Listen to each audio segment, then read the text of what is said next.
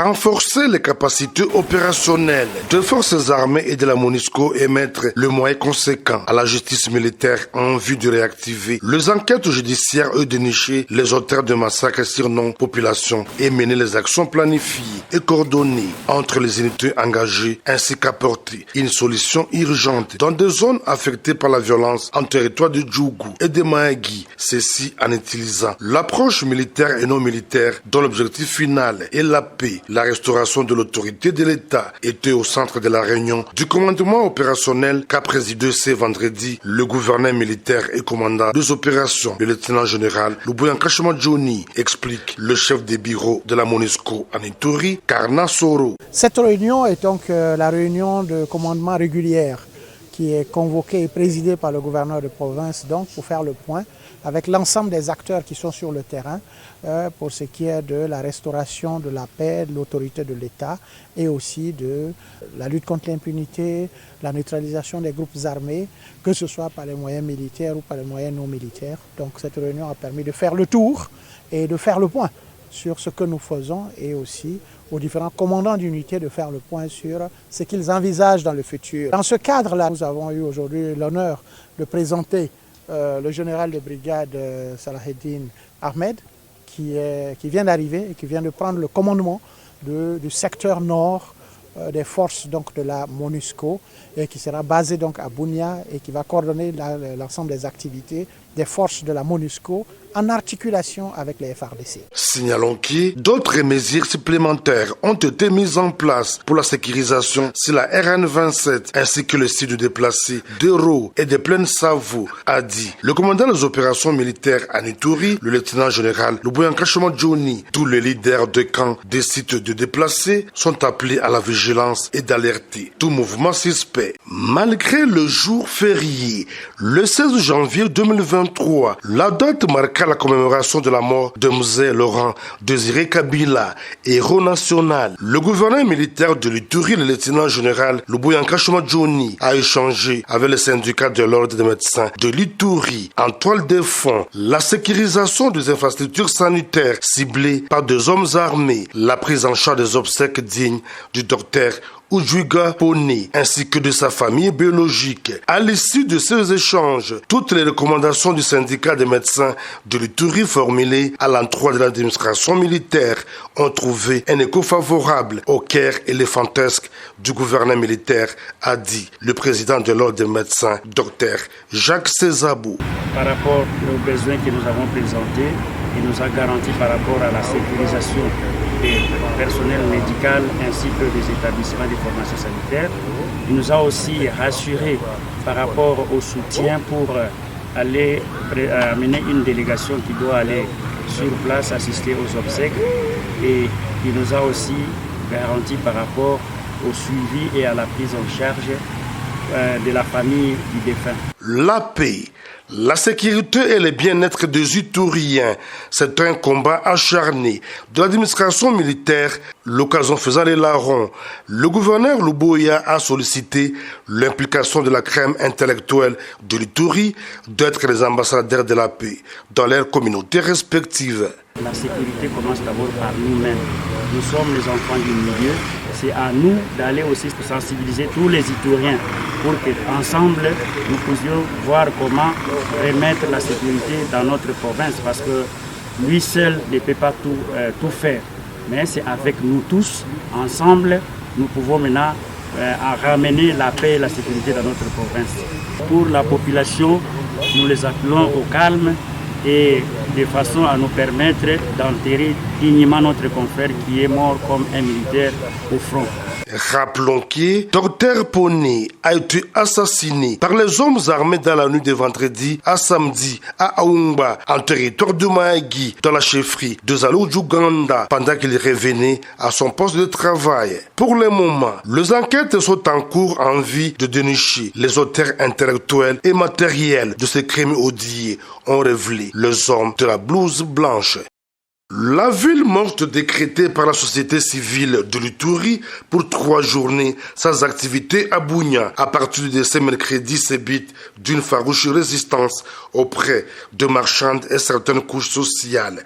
Pour ces personnes, cette prise de position de Dieudonné Lossa à la solde d'une main noire ne vise qu'à déstabiliser cette province en voie de stabilisation par l'administration militaire.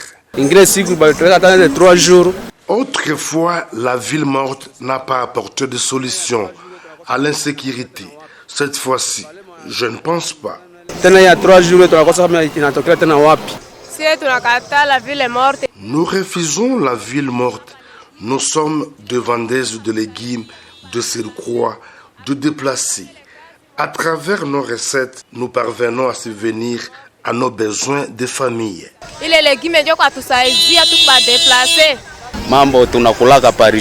Nous vivons au quotidien. Sans travail, notre vie est insupportable.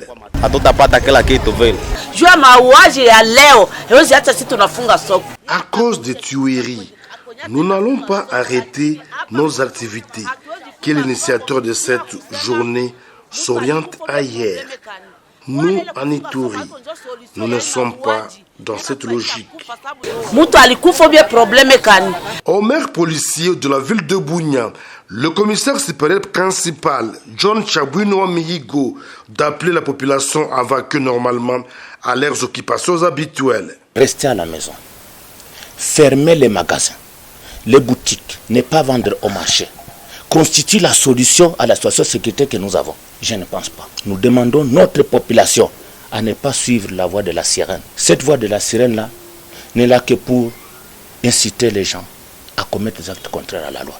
Rappelons que plusieurs tentatives de ce genre de démarche inopportune, initiées par cette structure citoyenne en Ituri, se soldent toujours par un échec cuisant. Ceci montre l'attachement de la population iturienne aux initiatives de paix prônées par le président de la République, Félix Antoine Tshisekedi Tshilombo. À l'ère actuelle, la province de l'Ituri, à sa phase de stabilisation, a besoin de fils et filles consciencieux, mettant au centre l'éducation sur la paix et la cohabitation pacifique en vue de restaurer l'autorité de l'État dans cette partie du pays.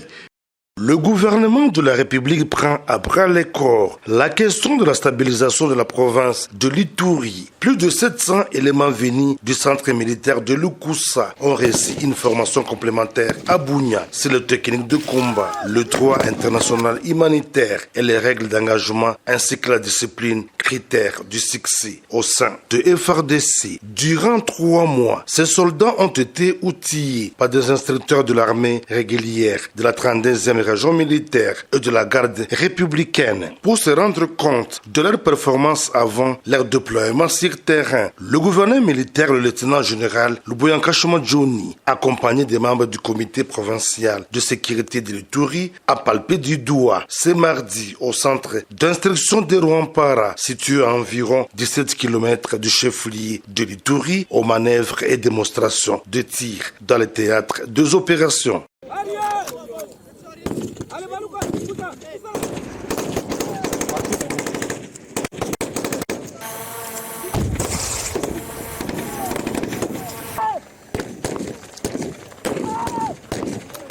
Occasion pour le commandant des opérations militaires en Ituri, le lieutenant général Luboyanka Johnny, de rappeler aux groupes armés réfractaires au respect de leur acte d'engagement des processus de paix. Dans les cas contraires, ils seront mis hors d'état de nuire, prévient l'autorité provinciale. Que ce soit les groupes armés locaux ou étrangers, les gens ont signé des actes d'engagement. Et donc, ils doivent respecter ces actes d'engagement-là. Si vous ne respectez pas les actes d'engagement, bon, on va vous engager, nous allons vous neutraliser. Hier à Drodro ou avant-hier à Drodro, vous avez vu que ceux-là qui sont venus, qui n'ont pas respecté les actes d'engagement, mais on les a traités comme tels. Et nous avons perdu des civils pour rien parce que les gens veulent jouer à la provocation. Tantôt c'est elle qui provoque ici, tantôt c'est l'autre qui provoque là-bas. Mais à quoi ça sert ce jeu-là? Non, abstenons-nous. Il faut avoir l'amour pour notre province. Je le répète encore, il faut avoir l'amour pour notre province et l'amour pour la population. Ça ne sert à rien de jouer au Rambo ici, parce qu'à la fin, ce sont les civils qui tombent sur le champ. Parce que les militaires, vous le savez bien, ils savent comment se protéger. Le déploiement de ces nouveaux bataillons baptisés Tigre vient galvaniser et consolider les objectifs conquis par les forces armées en cette période de l'état de siège, dont la mission première est la restauration de la paix dans tous les coins et recoins de la province de l'Ituri, tel est le vouloir du président de la République et commandant suprême de FARDC et de la PNC, Félix Antoine Tshisekedi Tshilombo. Province de l'Ituri. Plus de 700 éléments venus du centre militaire de Lukusa ont reçu une formation complémentaire à Bunia. C'est le technique de combat, le droit international humanitaire et les règles d'engagement ainsi que la discipline, critères du succès au sein de FARDC. Durant 3 mois, ces soldats ont été outillés par des instructeurs de l'armée régulière, de la 32e région militaire et de la garde républicaine pour se rendre compte de leur performance avant leur déploiement sur terrain. Le gouverneur militaire, le lieutenant général Luboya Nkashama Johnny, accompagné des membres du comité provincial de sécurité de l'Ituri, a palpé du doigt ce mardi au centre d'instruction de Rwampara, situé à environ 17 km du chef-lieu de l'Ituri, aux manœuvres et démonstrations de tir dans le théâtre des opérations.